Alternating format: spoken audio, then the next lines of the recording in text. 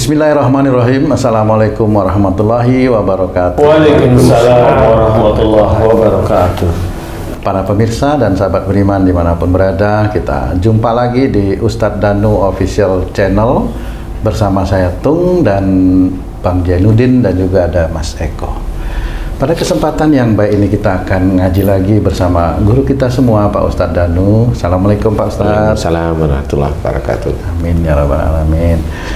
Pak Ustadz, saya mau langsung bertanya aja deh. Ini kami ini kita ini Pak Ustadz ini sebagai imam lah ya di dalam keluarga itu sering sekali kita itu menyuruh atau memberitahu istri atau anak-anak kita untuk melakukan sesuatu hal yang baik misalnya gitu di jalan Allah. Tapi kadang-kadang kita sebagai imam belum menjalankan yang kita kasih tahu itu Pak Ustadz. Itu gimana, itu dosa nggak itu? Mohon penjelasan Pak Ustadz. Bismillahirrahmanirrahim. Assalamualaikum warahmatullahi wabarakatuh. Waalaikumsalam warahmatullahi wabarakatuh. Amin ya rabbal alamin. Iya, memang seyogyanya atau sejakartanya Ini antar kota ini berarti antar kota. Se-Indonesianya. Sebaiknya Iya. memang kalau seorang imam atau orang tua atau pejabat atau siapapun ya, itu memang kalau memberikan nasihat sesuatu yang baik, itu kalau dia seorang muslim itu diharapkan dia sudah mengerjakan. Diharapkan, karena bagaimanapun juga orang-orang Islam di dunia itu ditanyain mau masuk neraka apa surga, ya jelas itu otomatis 100% jawaban benar ya, surga. Iya benar. Cuma pada saat mau, bukan pada saat mau, pada saat menjalankan perintah-perintah Allah inilah yang menjadi ujian. Ujiannya gimana? Dia ngerti tapi tidak mengerjakan seperti itu. Dia tahu kalau orang Islam itu diminta dan wajib menjalankan sholat 5 waktu, dia tahu tapi tidak menjalankan. Dia tahu orang Islam itu wajib di bulan Ramadan itu puasa, dia nggak menjalankan. Nah ini salah satunya. Nah hal-hal yang menjadikan diri kita itu nanti akan selalu baik di hadapan Allah Ta'ala adalah kita sebagai imam, ada istri, ada anak, kemudian kalau ada pimpinan perusahaan atau sebagai kapro atau sebagai GM atau direksi, itu kan tetap itu imam lah ya, patokan ya. Nah itu memang ada kalimat yang bukan cuma dianjurkan, kalimat yang sangat menakutkan bagi seorang yang ingin masuk surga tapi yang ingin memberikan nasihat. Salah satunya dalam surat Shaf tersebut yaitu kabura maqtan indallahi an taqulu ma la taf'alun. Jadi kemurkaan Allah, kemarahan Allah amat dekat dengan orang yang menyuruh orang lain itu berbuat baik tapi dia tidak mengerjakan. Nah ini Allah murka. Nah namanya Allah murka ini apa identiknya? Ya masuk neraka. Identik Allah murka itu masuk neraka. Kamu nyuruh terus tapi kamu nggak mengerjakan, ya sama, itu kan berbuat dosa. Jadi menjadikan Allah itu murka terus menerus. Makanya sebagai seorang imam yang baik, sebelum meminta istri, sebelum meminta anak-anaknya, atau sebagai orang tua, bagi ibu yang juga menginginkan anaknya melakukan sesuatu ya hal yang baik, ya dia harus mengerjakan. Seperti umpamanya anaknya di sekolahin sekolah Islam, tapi ibunya naik kendaraan mobil pakai tank top, umpamanya itu kan nggak cocok sebenarnya. Si anaknya pakai hijab, tapi dia enggak. Karena di dalam mobil menurut dia, dan banyak orang tidak tahu. Tapi kan intinya bukan masalah banyak orang tidak tahu, Allah itu maha tahu. Sehingga yang seperti itu dia akan selalu berbuat dosa. Dia akan menjadikan Allah itu murka. Berapa tahun anaknya di situ, kalau dia tidak mendapatkan hidayah dari Allah Ta'ala, ya dia melakukan dosa itu terus menerus. Sama seperti seorang imam laki-laki umpamanya. Jadi ya pada saat dia memberikan nasihat, "Mbok kamu sabar." Nah, ya memang harus si kita sendiri yang laki-laki memang harus paham tentang sabar itu seperti itu. Umpamanya seorang pendakwah bilang, "Kamu itu harusnya sabar, harusnya gini, itu ini." Benar sih. Sehat. Pada saat dia ada masalah dengan istrinya, nah emosi lah, kan sama. Hal-hal seperti itu Allah itu tahu. Jadi sebenarnya dia hanya hafal aja orang disuruh sabar, tapi pada saat dia ada masalah, dia nggak bisa sabar.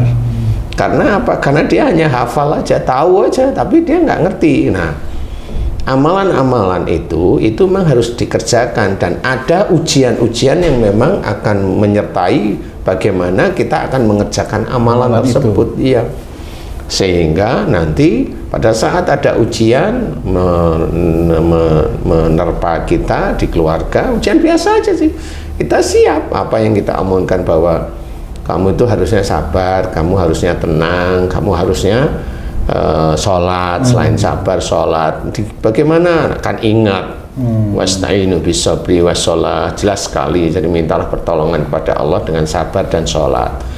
Kemudian juga harus diketahui, dijelaskan sabar itu yang bagaimana. Sabar itu hadapi masalah yang kamu hadapi saat ini, cari jalan keluarnya di jalan Allah. Itu sabar. Kemudian tawakal, selesai kerjakan kemudian tawakal. Tawakal serahkan pada Allah Ta'ala. Serahkan pada Allah Ta'ala inilah yang dinamakan sebagai seorang muslim ini sangat bagus, karena istilahnya kalau dalam Quran ceritakan innallaha yuhibbul mutawakkilin. Jadi sesungguhnya Allah itu menyukai orang-orang yang selalu bertawakal. Bertawakal itu nanti hasilnya tidak sama seperti yang kita inginkan, tapi dia tawakal aja sama Allah Ta'ala. Memang Allah mengendaki hasilnya tidak sesuai dengan apa yang saya inginkan. Jangan kecewa, berat. Nggak usah kecewa, biasa aja, karena memang itu takdir yang harus dihadapi. Jadi ya biasa. Nah, tapi pada saat kita itu mengalami ada masalah dan sebagainya, nggak taunya emosi, dendam dan sebagainya, ya itu sama aja. Jadi hanya bisa ngomong tetapi nggak bisa mengerjakan. Istilahnya kalau di Jawa namanya jarkoni. Apa itu jarkoni? Jarkoni itu artinya kepanjangan dari iso ujar ora iso ngelakoni gitu. Jadi iso ngomong tapi itu ya seperti itu. Pak Ustadz, ini mau tanya sedikit ya Pak Ustadz. Kita kan di rumah tangga, di keluarga itu kan sholat insya Allah ya Pak Ustadz. Terus sholat subuh nih terutama nih Pak Ustadz. Ketika kita memberikan nasihat kepada anak, mbok kamu tuh jangan bangun siang, nanti sholat subuhmu ketinggalan. Tapi tetap aja bangun siang. Nah itu salahnya di mana itu Pak Ustadz kalau seperti itu Pak Ustadz? Padahal si imamnya ya sudah melakukan sholat subuh misalnya gitu Pak Ustadz. Ya nggak ada yang salah ya, mau di mana ditanyain. Artinya tetap aja dikasih tahu gitu Pak Ustadz. Iya. Oh gitu ya. Iya. Kenapa dia nggak bisa bangun pagi misalnya itu seorang anak itu? Iya, itu harus dicari. Apakah dulu orang tuanya juga malas kalau disuruh sesuatu dulu sama orang tuanya? Oh, panjang. Iya, panjang. Sejak nol ya, kan? Iya. Oh, namanya takdir itu terjadi bukan hari ini. Takdir itu terjadi karena sebelumnya kamu melakukan apa. Oh. Jadi tidak bisa hari ini tabrakan, saya nggak salah, nggak bisa seperti itu. Makanya kita disuruh mengimani takdir itu ya begitu, karena ada sesuatu yang dilakukan dahulu. Kamu melakukan kesalahan ya nanti diberi takdir yang tidak mengenakan, salah satunya itu. Oh iya. Ujiannya yang tidak mengenakan. Jadi, nah pada saat kamu itu mamanya nyuruh anak kemudian sholat setiap pagi suruh, ya nggak salah kamu. Tapi kalau kamu kenapa yang salah di mana? Saya sekarang tanya atau dicari di antara kamu, mamanya sama istrimu. Itu dulu yang kalau suruh melakukan aktivitas baik yang males tuh siapa kan gitu. Jadi kembali ke masa lalu. Lah iyalah, kan anakmu itu lahir dari rahim istrimu. Kan gitu. Kan bukan dari tiba-tiba mak bedunduk ada kan ya nggak seperti itu. Dan sponsornya ya Ustaz ya. Nggak ada sponsornya. Makanya itu harus dilihat. Makanya kenapa ada kalau kita itu mau mendoakan anak soleh itu dilihat dulu kekurangan anak itu apa. Nanti kalau kekurangan anak itu kita ada sebagai suami istri ada, ya kita rembukan antara suami dan istri itu merencanakan. Jadi oh itu kesalahan saya kayaknya, terus nah ini kayaknya kamu ini mah umpamanya ya sama-sama mohon ampun kepada Allah Ta'ala. Nggak salah, itu memang benar. Jadi itu dimohonkan kepada Allah Ta'ala agar Allah itu menjadikan takdir itu berbeda. Maksudnya berubah dari yang dulunya itu males atau bagaimana itu menjadi yang menuju ke arah soleh, kan begitu, atau soleha. Karena memang betul, jadi istilahnya itu apa namanya, bahwa sesungguhnya Allah tidak akan merubah nasib suatu kaum sehingga mereka merubahnya sendiri. Jadi keperorangan jadinya itu Pak. Lah iya. Kaum kan Lah seolahnya iya. kaum itu negara Ya, gitu. bisa aja. Sekumpulan orang. Sekarang loh, emang kamu sama istrimu sama anakmu bukan kaum itu? Kaum. Lah iya, Lebih dari satu. Kaum Lebih dari Adam satu. dan Hawa. Nah Ustaz, melanjutkan yang itu. Jadi kalau misalnya yang tadi jarkoni tadi itu bisa ujar nggak bisa ngelakoni itu sering kita lakukan, itu biasanya musibahnya apa Ustaz? Di diri kita, misal apakah organ tubuhnya ada yang sakit atau bagaimana Ustaz biasanya? Kalau selama ini saya mengamati orang-orang yang sakit karena hanya ngomong saja belum pernah saya. Biasanya orang itu umpamanya dia ngomong, umpamanya laki-laki ngomongnya banyak gitu ya, itu kan belum tentu dia bisa ngomongnya yang ngasih nasihat bener, tapi dia nggak, iya bisa, tetapi kan ada mau cara ngomongnya dia menekan emosi, egois. Nah ini biasanya kalau laki-laki atau perempuan mirip, yaitu dia suka gitu. Karena berhubungan dengan di sini. Kalau intinya munafik itu ada juga Ustaz? Iya, itu kan intinya munafik di situ juga. Jadi kalau perempuan ada tambahan, biasanya keputihan seperti itu. Ya, jadi tapi itu yang ada tekanan ya, ada tekanan, ada ego, ada paksaan, itu di situ. Tapi kalau hanya ngomong, dia hanya ngomong, ini kan hanya seperti dia itu menampilkan bahwa saya begini loh, kan gitu ya. Jadi tidak ada tekanan emosi, tidak ada ini. Nah ini penilaiannya menurut saya yang sering saya alami, tidak menjadikan penyakit secara fisik ya, tetapi itu sudah menjadi penilaian Allah aja besok di akhirat. Penilaian Allah ya. Jadi nggak boleh sombong. Jadi kayak umpamanya kamu infak, kamu sedekah, kemudian kamu ngomong-ngomongin, nah kan kalau ditanyain, kalau dia mau ngomongin setiap sedekah sakitnya apa? Nah, enggak selama ini saya belum pernah nemuin, ya. Tapi kalau itu munculnya memang itu jadi kebanggaan kemudian ada yang kuat itu, ya bisa nanti. Tapi itu jarang. Jadi plus dulu ya Ustaz, Ada plusnya. Jadi kebanggaan yang dia selalu begitu, biasanya itu ya sesak nafas, biasanya seperti itu. Kalau dia ngomongnya agak lebih cepat ya nanti ya itu tadi tetap sesak nafas saja kalau menurut saya. Tapi harus ada plusnya. Tapi kalau hanya kebanggaan semata enggak sih. Bau mulut juga nggak mesti ya Ustaz? Nggak mesti. Nggak mesti juga. Bau mulut itu begini. Jadi bau mulut itu relatif adalah secara fisik itu orang itu yang tidak mau membuka mulutnya, awalnya hanya itu. Jadi malah pendiam gitu maksudnya? Ya orangnya pendiam itu malah mulutnya biasa. Mohon maaf ya, ini mulutnya bau ya, karena pada waktu dia diam nggak ada sirkulasi udara, sehingga kalau saya nggak salah dengar dulu zaman saya kecil itu ada bakteri yang anaerob yang hidup di situ. Jadi pada saat ngomong itu pasti akan seperti itu. Tapi bisa aja kalau orangnya dia itu kalau marah terus diem nggak mau ngomong, ya sama, itu bisa juga menjadi bau mulut. Biasanya gitu. Tapi ada orang juga ada, tapi ya sama.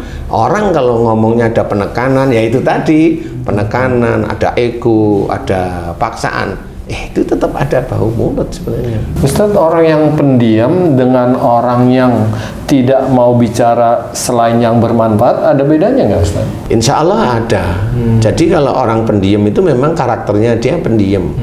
Tapi kalau orang yang tidak mau bicara kalau tidak manfaat, dia ada sesuatu hal yang dia cari. Jadi sebenarnya dia nggak pendiam, cuma dia nggak mau ngomong karena pada saat ngomong ini gibah semua. Tapi kalau umpamanya dia di majelis ilmu, ya dia dengerin sambil santai, tenang. Dia juga bertanya, dia ngomong, muncul di situ, itu kan manfaat. Jadi yang seperti itu insya Allah nggak bau mulut. Biasanya sih seperti itu ya. Jadi yang harus kita ketahui adalah hati-hati dengan ayat tadi. Kabura maqtan indallahi an taqulu ma la taf'alun, itu benar-benar akan dibuktikan oleh Allah Ta'ala. Jadi kita harus hati-hati sehingga bagi kita yang belajar taat, takwa kepada Allah Ta'ala ini memang harus ngertilah kisi-kisi dari Quran sehingga atau kisi-kisi dari hadis Nabi yang kita selalu ingat setiap hari, sehingga kalau bicara itu insya Allah tertata istilahnya. Jadi nggak asal-asalan. Doa pun juga nggak asal-asalan.